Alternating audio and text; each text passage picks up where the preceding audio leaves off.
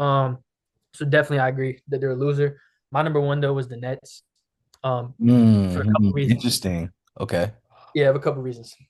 I know I talked about it in depth before. Did not like their draft. They went in with 5 first round picks. They talked about how they were going to trade up and get a guy they really liked. They didn't do that. Got a bunch of really redundant players. Haven't looked good in the summer league, which doesn't matter to me. Like a lot of good, like a lot of players who are productive don't look good in summer league. We see it with Justin Edwards right now. We know that he plays. He's given us good NBA minutes, and I think he'll continue to do that. But yeah, he's had a hard time in summer league. There's like no structure. It's almost like pickup games. So I can see why players who play really well in structure don't do well. So I'm not putting too much stock into it. Mhm. But at the time of the draft, didn't love their draft.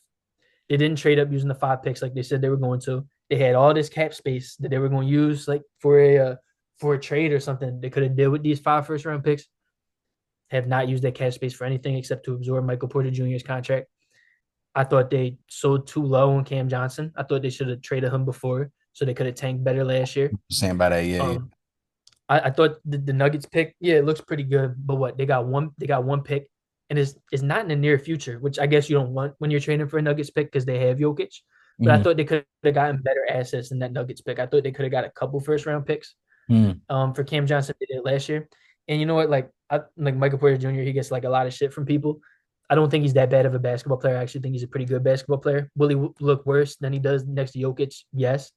But like, I'm not sure that's the player I want to add when I'm a tanking team because he will just win you some games because he'll get super duper hot like he does because he is a really good play finisher off the ball, especially next to those point guards.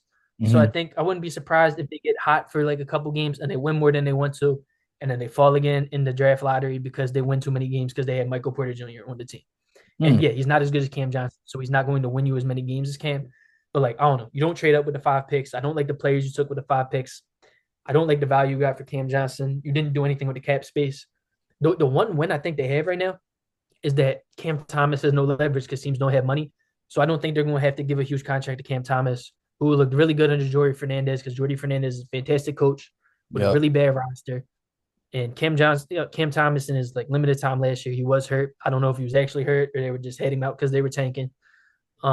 He was like damn near a top 30 offensive player in the league. Yes, he was one of the worst defensive players in the league, but damn near being a top 30 level offensive player like speaks a lot to Jordy Fernandez and how good Cam Thomas was when he was on the court. So it'd be nice for them to retain him. I'm higher on him than most people are. But yeah, they were my one. Maybe I'm not factoring in free agency enough. Maybe I'm still too focusing heavily on the draft. But Yeah. yeah, they were my worst free Yeah. agency.